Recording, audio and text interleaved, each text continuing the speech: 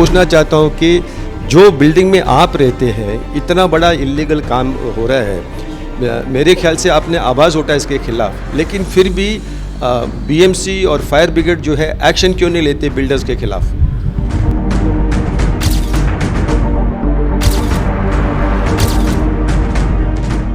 नमस्कार, मैं एस बालकृष्णन आपसे मिलने आया हूं। मैं आपके नज़र एक मुंबई का सबसे बड़ा स्कैंडल में आपका नज़र खींचना चाहता हूं। मैं विजन क्रेस्ट बिल्डिंग दादर में स्थित है, मल्टी स्टोरीड बिल्डिंग है, 36 माले का टावर ही ये। यहाँ पे जो रेफ्यूज एरिया जो म्यूनसिपाल्टी ने सैंक्शन किया है, यानी हर बिल्डिंग में जो टावर जो है वहाँ पे रेफ्यूज एरिया होना बहुत ही ज़रूरी है, ताकि जब भी आग लगेगा या और कोई इमरजेंसी होगा जो मेंबर्स रहते हैं वहाँ पे जमा हो सकते हैं और जैसे फायर ब्रिगेड और या डिज़ास्टर मैनेजमेंट जो है वो उनको हेल्प करेंगे। आप देखिए इसमें क्या लिखा है, refuge area in case of emergency, यानी इमरजेंसी के लिए ये कंपलसरी जगह जो है यहाँ पे रिज़र्व किया है। आइए हम अंदर देखते हैं क्या स्थिति है। पूरे रेफ्यूज एरिया में यहाँ पे फ्लैट बन रहा है, कम से कम 8000 चौरस फीट का 2 फ्लैट्स बन रहे हैं यहाँ पे। ये दादर में एकदम पॉश एरिया में है।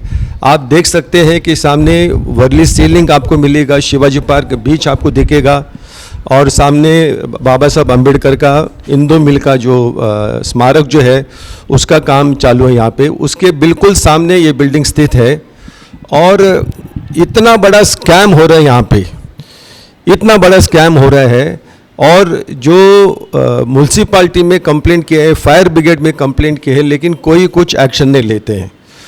और सबसे बड़ी बात यह है कि सबसे बड़ी बात मैं आपको बताना चाहता हूँ, इसी बिल्डिंग में किरण पावस्कर जो शिवसेना के पहले थे, शिवसेना में बहुत ही सीनियर लीडर थे, 2 टर्म उनका महाराष्ट्र विधान परिषद के मेंबर थे, ट्रेड यूनियन लीडर है, अभी भी है, लाखों वर्कर्स को उसने लीडरशिप दिया है, वो इसी बिल्डिंग में रहते हैं। किरण जी मेरे साथ में आइए। किरण जी, मैं ये पूछना चाहता हूँ कि जो बिल्डिंग में आप रहते हैं इतना बड़ा इलीगल काम हो रहा है, मेरे ख्याल से आपने आवाज़ उठाया इसके खिलाफ, लेकिन फिर भी बीएमसी और फायर ब्रिगेड जो है एक्शन क्यों नहीं लेते बिल्डर्स के खिलाफ?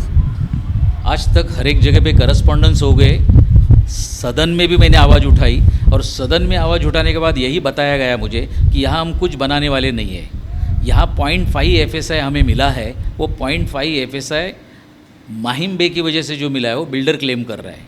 इनफैक्ट इसकी ये बिल्डिंग की OC आई है 2011 में। 2011 के बाद OC मिलने के बाद ये कैसे फ्लैट बना रहे पता नहीं है।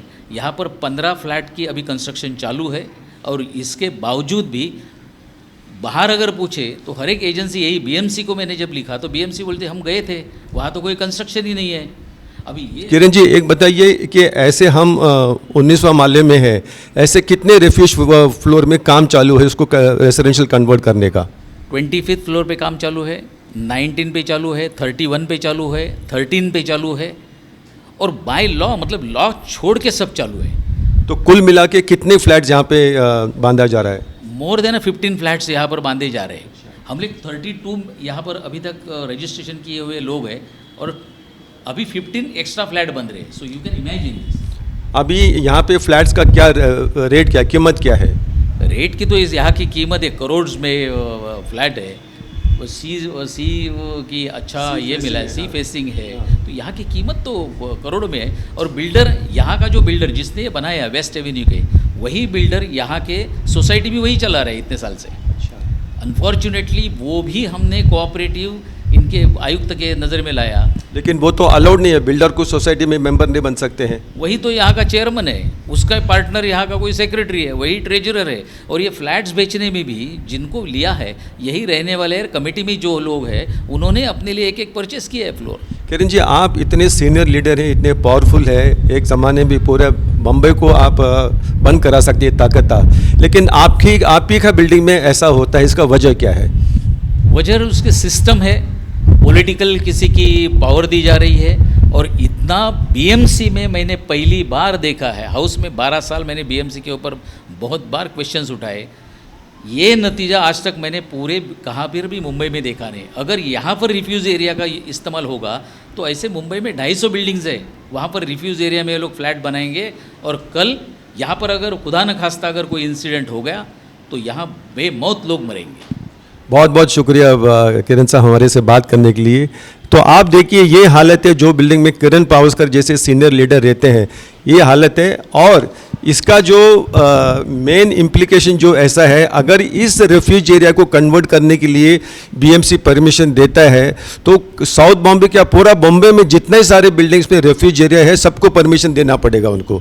तो इसका जो खतरा इतना होगा बॉम्बे के उधर लाखों लोग बिल्डिंग में रहते हैं जहाँ पे रेफ्यूज एरिया को अगर कन्वर्ट हो जाएगा, आग लगेगा, जाएंगे कहाँ, बिल्डिंग गिर जाएगा, जाएंगे कहाँ पब्लिक। यानी इतना टोटल वायलेशन हो रहा है, बीएमसी का रूल का वायलेशन हो रहा है। और एक बार ओसी मिल गया बाद में आपको चेंजेस नहीं करते हैं तो जो भी कानून है, अगर नया कानून भी है उसको रिट्रोस्पेक्टिवली यानी पीछे के टाइम से उसका अमल बजावनी नहीं हो सकता है। लेकिन यहाँ पे यही हो रहा है, सबसे बड़ा कैंपेन है। लेकिन हम किसी भी हालत में इनको सक्सेस नहीं होने देंगे।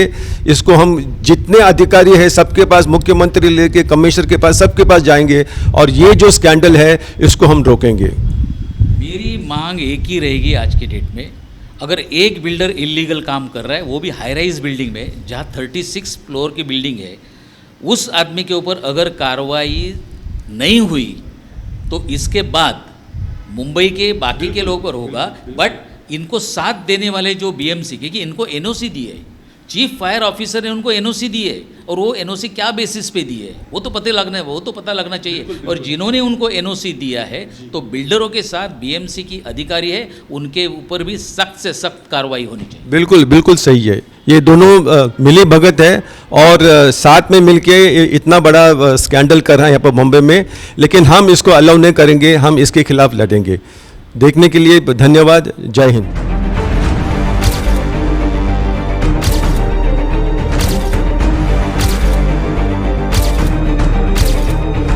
पूछना चाहता हूँ कि जो बिल्डिंग में आप रहते हैं इतना बड़ा इल्लीगल काम हो रहा है, मेरे ख्याल से आपने आवाज़ उठाया इसके खिलाफ, लेकिन फिर भी बीएमसी और फायर ब्रिगेड जो है एक्शन क्यों नहीं लेते बिल्डर्स के खिलाफ?